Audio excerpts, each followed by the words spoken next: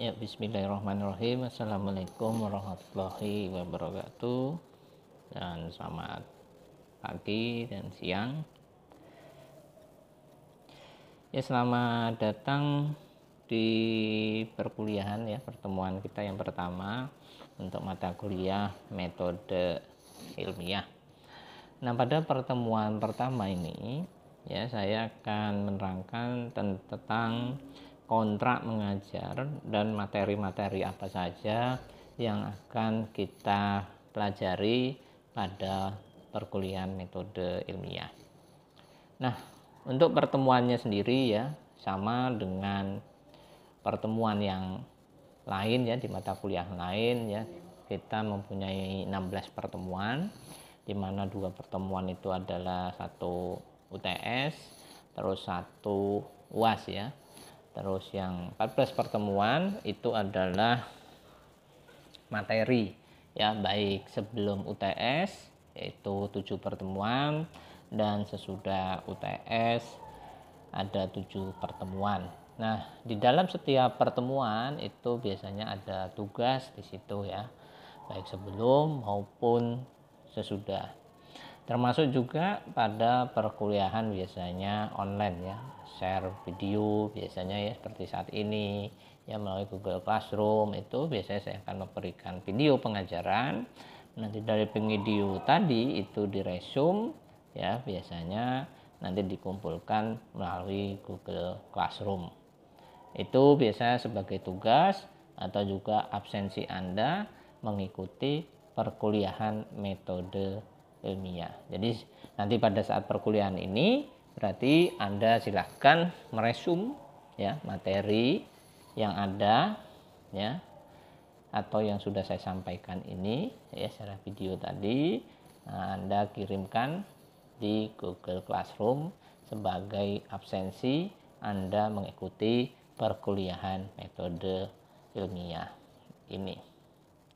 Nah, kita langsung saja ya.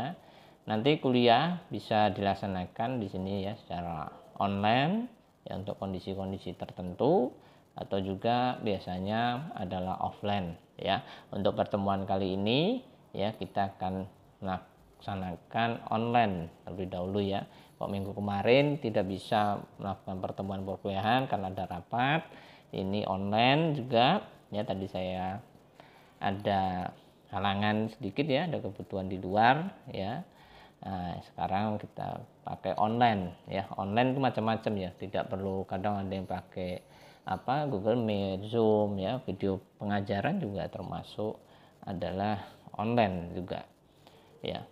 Nah, di sini kita ya untuk online biasanya ya video pengajaran ya atau ujian di situ ya, saya akan memberikan di akun Google Classroom ya. Jadi tadi untuk link-link akun sudah saya bagikan ya di koordinator kelasnya masing-masing ya, tiap prodi ya, baik farmasi, keperawatan, terus teknik industri tadi ya, sudah saya berikan linknya. Silahkan Anda bergabung di link tersebut untuk melihat ya materi-materi atau tugas ya secara online yang sudah saya berikan, atau juga nanti materi-materi UAS maupun UTS, atau juga pemberian link untuk ujian UTS maupun UAS secara offline ya. Nah, kuliah di sini ini salah ya, ini masih yang lama, nanti dilakukan pada hari Senin ini ya. Nanti untuk mahasiswa TIN yaitu jam 9.40 sampai jam ya sampai selesai. Terakhir itu jam 12.30 dilanjutkan oleh mahasiswa keperawatan ya dan farmasi. Tapi ada juga nanti mahasiswa keperawatan yang ikut di kelas TIN yang mengulang, nanti bisa Anda melakukan ya, mengikuti Google Classroom-nya pada kelasnya TIN ya, karena nanti berbeda gitu ya, mungkin tugasnya berbeda di situ ya, sehingga nanti Anda memilih Google Classroom-nya sesuai dengan kelas Anda di situ ya. Nah, perkuliahan di sini dibuka maksimal 15 menit ya, yaitu pada perkuliahan offline maupun online gitu ya. ya. Tapi kalau video pembelajaran ini pada hari itu, tetapi jamnya tidak dibatasi ya pada hari. Mungkin bisa nanti siang hari setelah perkuliahan selesai atau juga malam hari ya, tetapi nanti diberikan tugas, dan tugas itu nanti ya dikumpulkan seminggu setelah pertemuan ini gitu ya. Jadi pertemuan berikutnya itu tugas ya, nge-review dari materi video pembelajaran tadi itu sudah dikumpulkan. Nah, absensi kuliah itu untuk offline biasanya ya kita melaksanakannya ya setelah perkuliahan selesai ya. Biasanya offline itu saya panggil satu persatu ya, apakah mahasiswa mengikuti perkuliahan atau tidak. Online juga sama ya, saya panggil satu persatu ya. Nah, tetapi kalau menggunakan aplikasi Zoom, Meet gitu ya, secara langsung live gitu ya, nah itu bisa dipanggil juga. Tetapi untuk video pembelajaran seperti ini ya, kita tidak mengabseni satu persatu, tetapi absensinya itu dari hasil review materi video pembelajaran tadi. Jadi reviewnya tidak usah terlalu banyak ya, penting singkat, padat, dan mudah dipahami ya, itu dikirim melalui Google Meet. Nah, hasil tadi ya itu sebagai absensi ya. Berarti Anda di situ mendengarkan ya video pembelajaran tadi ya. Nah, ya sehingga itu dianggap absensi Anda, dan nanti video pembelajaran ini akan dikirimkan ke Google Classroom masing-masing kelas, sehingga diharapkan Anda nanti mempunyai aktivitasnya selalu melihat ya notifikasi, pemberitahuan email, atau juga Google Meet di situ, Google Classroom di situ ada pemberitahuan atau tidak ya untuk tugasnya, terutama ya kalau perkuliahannya itu biasanya dilakukan secara online. Ya, pengumuman untuk tugas ya itu melalui GC ya, nanti ada tugas 1, ada tugas 2 ya. Tugas 1 itu biasanya sebelum UTS, tugas 2 itu sesudah UTS ya. Jadi kita harus mengikuti semuanya. Nah, di situ ya untuk tugas, jadi ada komposisi nilai yang kita terapkan di mata kuliah ya, terutama mata kuliah ini ya, metode ilmiah. Jadi komposisi nilai itu ya persentase berapa persen dari tugas, kehadiran ya, terus UTS dan UAS. Nah, itu nanti Anda wajib tahu di situ ya, sehingga Anda nilai saya sekian gitu ya, sebagai koreksi apa yang perlu saya naikkan di situ ya, sehingga saya harus benar-benar belajar sehingga nilai saya bisa terangkat menjadi baik atau optimal di situ ya. Nah, untuk absensi itu biasanya komposisi nilai yang saya berikan itu sebesar 10% ya, sedangkan untuk tugas ya, baik tugas 1, tugas 2, setiap tugas yang diberikan itu punya komposisi 15%. Jadi kalau ada 2 tugas di situ ya, berarti ada 30% ya. 30% untuk tugas baik tugas 1 dan 2 ya, sedangkan absensinya 10% ya. Berarti untuk tugas dan absensi itu sudah Anda peroleh 40%. Ya, kalau Anda berangkat terus-menerus ya perkuliahan, itu saya sudah mendapat 10% dan nilainya adalah 100 ya gitu kan. Nah, berarti udah 100 tuh untuk 10%. Misalnya tugas juga, misalnya Anda sering mengumpulkan ya baik UTS 1 dan UTS dan tugas 1, tugas 2 gitu ya. Nah, berarti misalnya diberikan nilai 85, 90 gitu, itu Anda sudah mengantongi nilai tugas 9 ya, untuk 90 untuk 30%. Nah, itu udah kan gitu ya.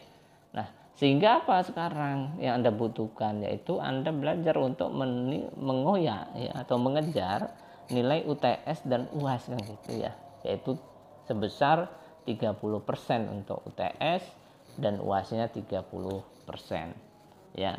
Ya, kalau Anda bisa mengejar itu ya, insya Allah bisa kan gitu ya. Jadi gitu ya.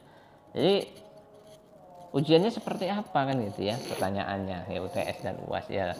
Ujiannya adalah biasanya adalah esai gitu ya. Ya, dari metode ilmiah biasanya dalam bentuk format apa tentang penelitian ya, pemikiran, dalam pemikiran konsep-konsep penelitian dan lain-lain. Nah, ini yang harus Anda pelajari ya. Dan diingat yang faktor yang sering terjadi kesalahan yang paling besar itu adalah pada saat pengumpulan tugas. Kadang mahasiswa itu lupa ya untuk mengumpulkan tugas sampai detik-detik terakhir penginputan nilai. Ya, jadi kalau Anda mau ujian gitu ya, di akhir setelah ujian misalnya UAS, Anda harus lihat tuh Google Classroom Anda. Ya, ada nggak tugas yang sudah saya kumpulkan, ada nggak yang belum di situ. Sehingga nanti kalau Anda lupa mengumpulkan tugas, Anda bisa mengirim tugas tersebut. Nah, untuk keterlambatan masih diterima nggak Pak? Ya masih diterima dengan konsekuensi ya nilai tadi yang diberikan tidak 100% gitu ya, mengalami pengurangan. Karena tugas yang diberikan itu ada deadline-nya ya untuk pengumpulannya. Biasanya seminggu dari pemberian tugas. Nah, tetapi penerimaan itu ya keterlambatan masih diterima kan gitu ya sampai input terakhir penilaian. Dan tugas itu biasanya saya nilai di akhir setelah ujian semester ya. Dan itu saya kembalikan lagi ke mahasiswa untuk dilihat apakah tugas saya sudah saya kumpulkan atau belum ya. Jadi tugasnya dalam bentuk apa biasanya? Ya nanti ada latihan soal mungkin di situ ya. Tetapi biasanya ditulis tangan, terus di-scan PDF, terus di-upload ke Google Classroom. Nah, itu ya untuk tugas ya. Jadi UTS tadi sudah saya terangkan juga dan UAS ya penilaiannya, terus soalnya seperti apa ya. Tugas juga sudah saya terangkan dan lain-lain ya. Jadi komposisi nilai sudah jelas gitu ya. Ada apa? Untuk absensi 10%, tugas 30%, ya, UTS 30 dan UAS ada 30% ya. Untuk penilaian gimana ya? Komposisi nilai-nilainya ada nanti ya, seperti Anda kemarin ada A, Amin, ya, B+, B, terus D min ya, itu bisa Anda lihat gitu ya. Nah, bagaimana materi apa saja yang akan kita pelajari? Ya. Yang pertama adalah kita mempelajari tentang apa itu konsep tentang materi kuliah metode ilmiah. Ya. Jadi nanti setelah ini ya kita nanti mengetahui ini pengantar metode ilmiah ini konsepnya apa toh ya, sehingga kenapa kita harus mempelajari metode ilmiah ya. Metode ilmiah ini adalah materi ya materi dasar untuk pengembangan kita ke arah penelitian ke depan ya. Tetapi dasarnya, jadi dasar itu adalah ilmu dasarnya, kerangka kita untuk berpikir ya, mencari suatu ide yang untuk menghasilkan suatu penelitian ya. Dia termasuk adalah metodologi ya, keseluruhan dari suatu penelitian ya, berbeda dengan metode penelitian. Jadi metode penelitian itu udah ke arah khusus itu ya, tetapi metode penelitian itu bisa ada karena adanya pemikiran tadi dari konsep metode ilmiah tadi, sehingga diharapkan ya mahasiswa ini tahu konsepnya tadi ya. Pada saat skripsi ya kita bisa tahu, oh ini ya yang harus kita lakukan. Kita mencari judul ya, bagaimana kita mencari suatu permasalahan yang ada sehingga kita bisa menemukan solusi, yaitu dengan ide-ide penelitian tadi bisa kita terapkan di dalam suatu skripsi atau usulan penelitian ya, sehingga nanti memperoleh suatu naskah penelitian atau laporan akhir penelitian, yaitu skripsi. Terus yang kedua, dalam menyusun konsep-konsep tadi metode ilmiah, kita harus memperhatikan etika-etika ya dalam penyusunannya tadi ya, yang disebut etika ilmiah. Jadi ada kode etiknya di situ ya. Jadi kita tidak boleh macam-macam di sini ya. ya, terutama mencontek, terjadi plagiasi di situ, itu harus kita hindarkan, ya. Jadi kita membuat suatu pemikiran, ya, suatu pemikiran tuh yang benar-benar ada kemurniannya di situ, ya. Tetapi tidak 100% murni artinya, tetapi dia adalah pengembangan, bisa jadi ya, ada yang murni, bisa jadi dia adalah pengembangan dari penelitian yang sebelumnya menjadi penelitian tertentu dari pengembangan tadi, ya, atau juga dengan sampel atau subjek penelitian, ya. Nah, itu yang berbeda, ya, tetapi menggunakan metode penelitian yang sama, kan gitu. Metode penelitian sama itu tidak masalah karena dipakai terus menerus, ya, jadi metode. Tetapi yang membedakan itu adalah konsepnya, ya, atau rumusan masalah dari penelitian kita itu apa yang membedakan, apa yang melatar belakangi perbedaan tadi, sehingga nah ini etika ilmiahnya ada. Nah, kita perlu etika ilmiah dengan uji plagiarisme, ya. Uji plagiarisme itu adalah uji frase, ya, uji frase dari bahasa yang kita tulis, dari kita mensitasi atau mengambil dari literatur, artikel atau buku, ya, yang dimana artikel itu kita tulis sendiri, ya, maknanya kita mengikuti dari artikel yang ada, bukan mengcopy paste dari artikel, gitu ya. Nah, kalau kita mengcopy paste dari suatu artikel itu namanya plagiarisme, ya, berarti kita menjiplak. Tetapi yang diperbolehkan apa? Kita mengambil dari suatu artikel, ada tulisan satu paragraf di artikel, lalu kita resume, ya, kita terjemahkan dengan bahasa kita, tetapi maksud yang diberikan itu sama, ya, kita mengubah frasenya di situ. Nah, itu tidak mengalami plagiasi di situ. Nah, plagiasi ini sangat-sangat berat, gitu ya. Nah, kalau kita mengalami plagiasi di sini, nah ini bisa melanggar, bisa-bisa skripsi kita, ya, itu bisa dicabut, sehingga gelar kita saat lulus itu akan dicabut. Banyak sekali ya kasus-kasus seperti itu, ya, dulu di petinggi-petinggi negara dan lain-lain itu sama, ya, itu mengalami proses plagiasi juga. Ya, untuk plagiarisme tadi, ya, itu bisa kita gunakan aplikasi, ya, untuk mendeteksi, ya, apakah kemurnian dari penulisan kita ini benar-benar murni atau tidak, ya. Nah, biasanya itu dibatasi, ya, misalnya untuk artikel-artikel di luar itu ya tidak boleh lebih dari 20% untuk kemiripannya, baik secara penulisan menggunakan internet atau dalam bentuk jurnal, e-book, gitu ya. Nah, itu dia kurang dari 20%. Biasanya aplikasi yang digunakan yang sering adalah Turnitin, ya, terus plagiarisme checker di situ itu yang sering digunakan untuk mendeteksi tentang plagiarisme. Nah, biasanya untuk kampus-kampus yang besar, gitu ya, ini sudah diterapkan, ya, untuk penulisan proposal, terus penyusunan laporan penelitian yaitu skripsi, disertasi, itu dicek, ya, untuk uji kemiripannya, ya, dengan menggunakan Turnitin.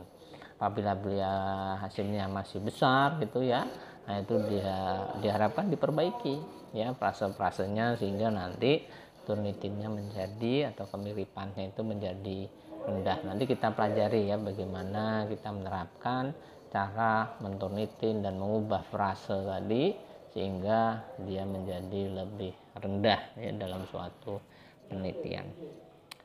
Yang ketiga adalah, ya, konsep-konsep penelitian ilmiah. Ya, bagaimana kita untuk melakukan penelitian ilmiah, gitu ya.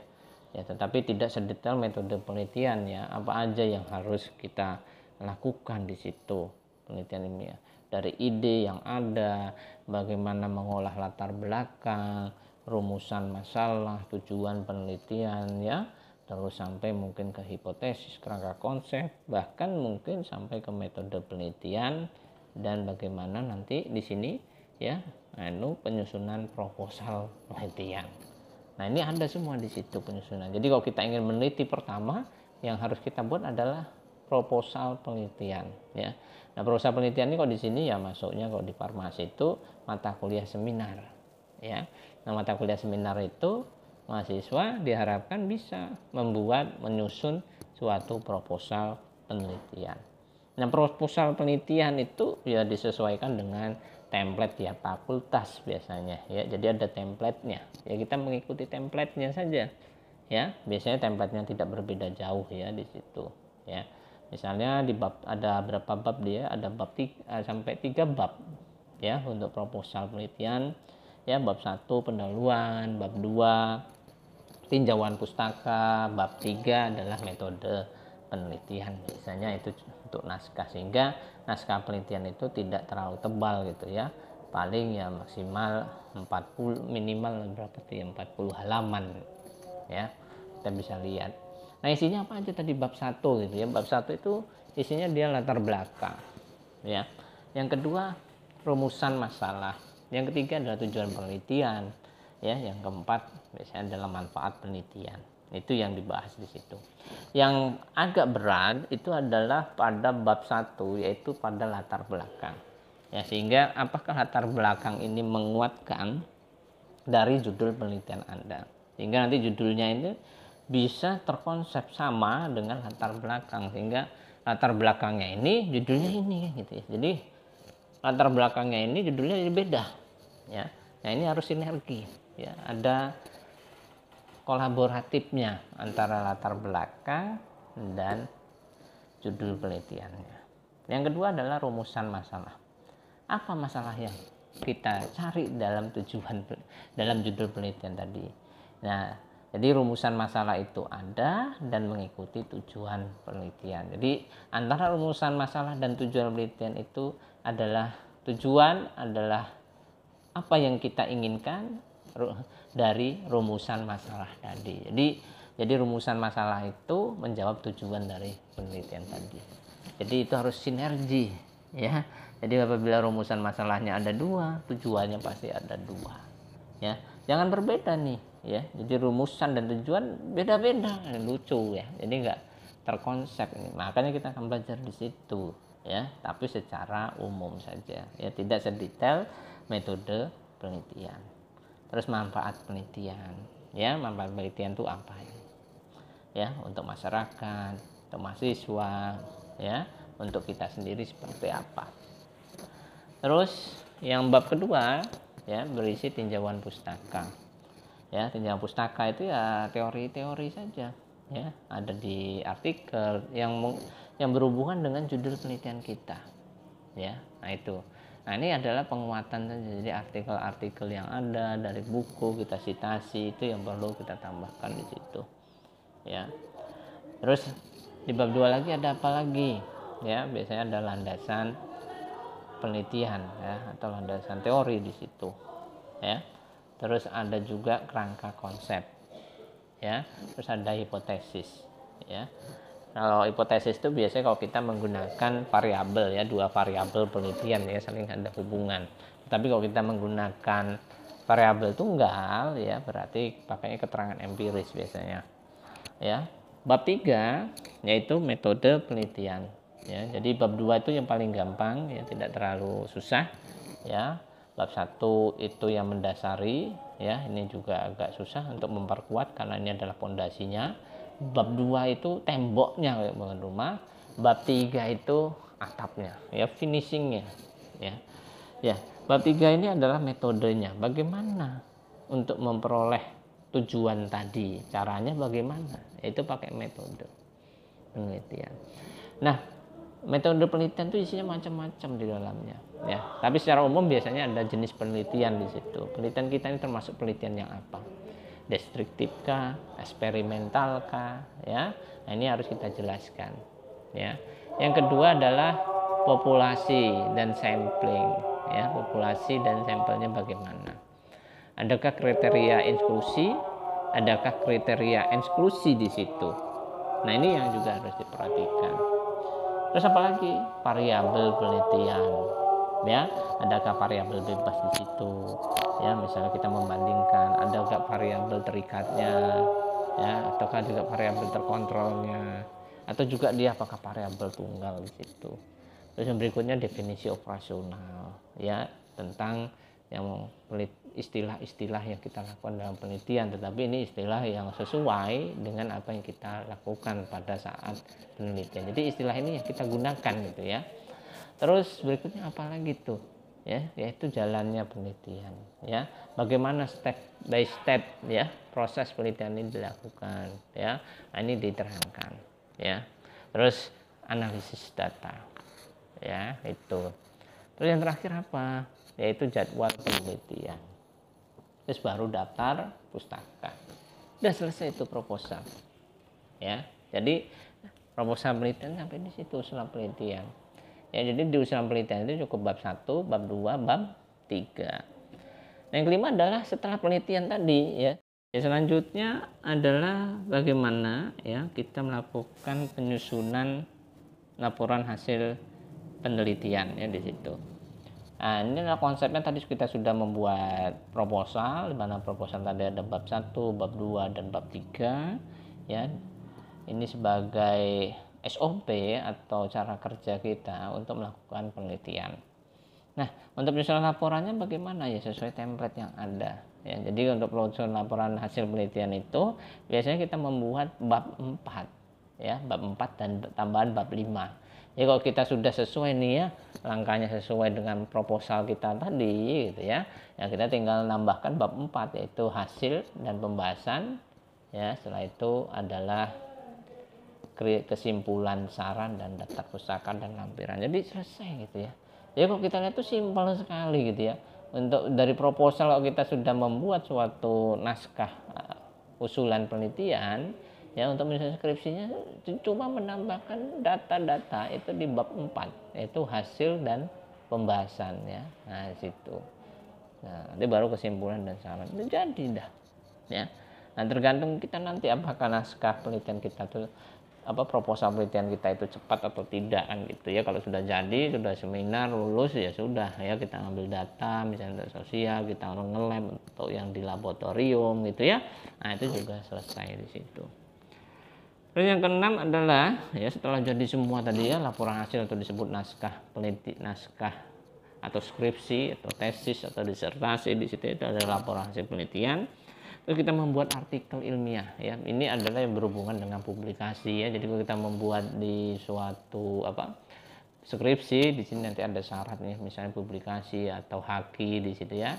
Nah, kita disuruh membuat adalah artikel ilmiah ya, yang biasa dipublish di jurnal-jurnal ya, baik jurnal nasional atau jurnal nasional terakreditasi atau juga jurnal internasional gitu ya. Nah, ini kita harus bisa membuat artikel dengan template yang berbeda ya setiap jurnal tadi ya.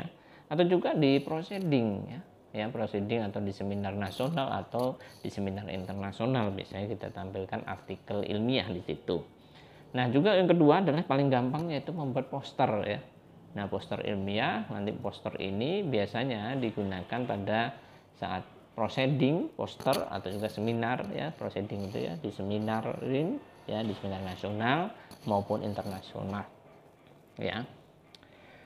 Dan presentasi oral ya, biasanya presentasi oral itu juga di seminar ya. Jadi kita mengirimkan abstrak ya di seminar nasional atau internasional. Abstrak itu diterima, nanti dipublish dalam bentuk buku, tetapi kita presentasikan, diskusi ya sama anggota seminar tentang penelitian kita tadi ya, itu bagaimana. Nah, kita akan mempelajari di situ ya, proses-proses itu kita terapkan di situ, langkah-langkahnya bagaimana ya, seperti itu. Nah, ini konsep metode ilmiah itu tadi yang pertemuan pertama ya. Kedua ya, yaitu pengertian metode ilmiah, kebenaran ilmiah induksi sampai ke tahap prosedur metode ilmiah ya. Terus etika ya, ada plagiarisme kita atur nilai, grammar check, plagiarism checker ya. Terus juga cara bagaimana menggunakan aplikasi untuk mensitasi sehingga terjadinya plagiarisme itu dapat dikurangi ya. Misalnya digunakan aplikasi Mendeley, Zotero maupun EndNote. Penelitian ilmiah, konsep-konsep penelitian, jenis-jenis penelitian dan aspek pendekatannya. Penyusunan proposal, nah ini bagaimana penyusunannya, prosesnya. Terus laporan hasil ya dari bab 1, bab 5 dan seterusnya. Dan membuat artikel ya, template-nya bagaimana, rata-rata sama, yaitu ada abstrak, pendahuluan, metode penelitian, hasil pembahasan dan daftar pustaka. ya. Terus bagaimana juga memasukkan artikel ke dalam sistem OJS ya, dalam suatu jurnal. Dan juga cara membuat poster ilmiah dibuat dari artikel ya. Terus memasukkan poster ilmiah dalam tugas ya, presentasi oral ya, bahkan presentasi oral secara daring dari hasil artikel yang dibuat.